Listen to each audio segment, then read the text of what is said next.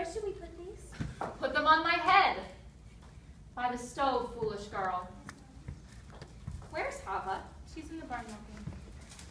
When will Papa be home? It's almost Sabbath, and he worries a lot when he'll be home. All day, riding on top of his wagon, like a prince. Mama, you know Papa works hard. His horse works harder. And you don't have to defend your papa to me. I've known him longer than you have. He could drive a person crazy. He should only live and be well. Shprinza, bring me some more potatoes.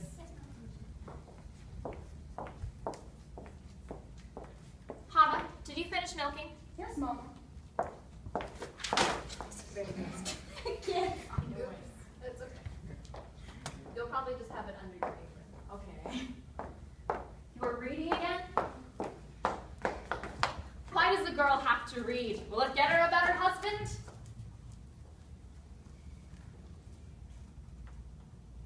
Here.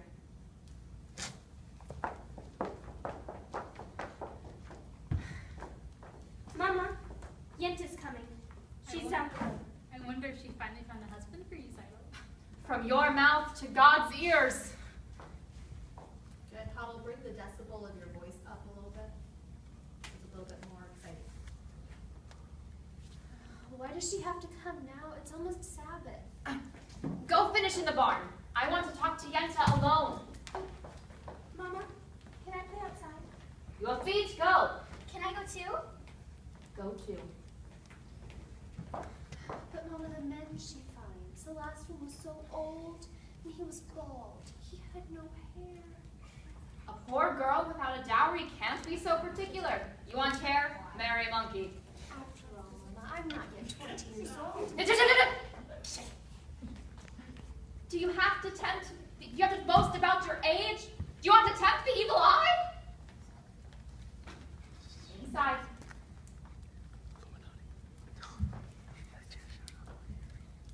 Knock, knock, knock.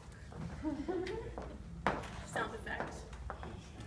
Golden darling! I had to see you because I have such news for you. And not just every day of the week news. Once in a lifetime news. And where are your daughters? Outside? No? Good. Such diamonds, such jewels. You'll see, Golda. I'll find every one of them a husband. But you shouldn't be so picky. Even the worst husband, God forbid, is better than no husband. God forbid. And who should know better than me? Ever since my husband died, I've been a poor widow, alone. Nobody to talk to.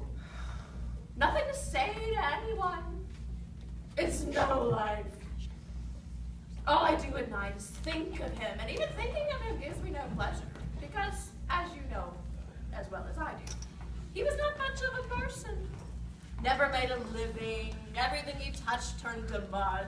But, better than nothing. Good evening. Is that in the house? She's busy. You can come back later. There's something I'd like to tell her. Later. Model, I thought I heard you.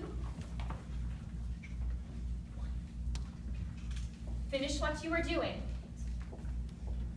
I said later.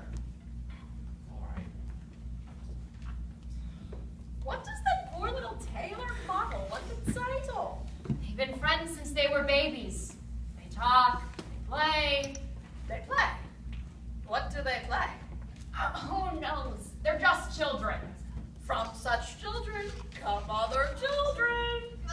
Model, he's a nothing. Yenta, you said Children, children. They are your blessing in your old age. But my Aaron couldn't give me children. Believe me, he was good as gold. Never raised his voice to me. But what good is it if you never raise your voice? What's the use of complaining? Other women enjoy complaining, but not Yenta. Not every woman in the world is a Yenta. Well, I must prepare my poor Sabbath meal, so goodbye, Golden. It's been a pleasure. talking our hearts out to each other. Yenta, you said you had news for me. Of course, of course, of course. I'm losing my head. One day it'll all fall off altogether and a horse will kick it in the mud and goodbye, Yenta. Of course, the news, the news. It's about Laser Wolf, the butcher. A good man. A fine man. And I don't have to tell you, Golda, he's well off. But he's lonely, the poor man. You understand? Of course you do. To make it short, out of the whole town, he's cast his eye on Zeitel. My Zeitel? No, the Tsar Zeitel. Of course you're Zeitel. Such a match for my Zeitel!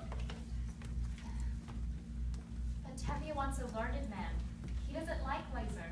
Listen to me, Golda.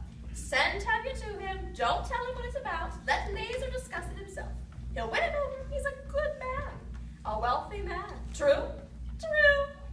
So you'll tell me how it went, and you don't have to thank me, Golda, because aside from my fee, which Laser will pay anyway, it gives me great satisfaction to make peace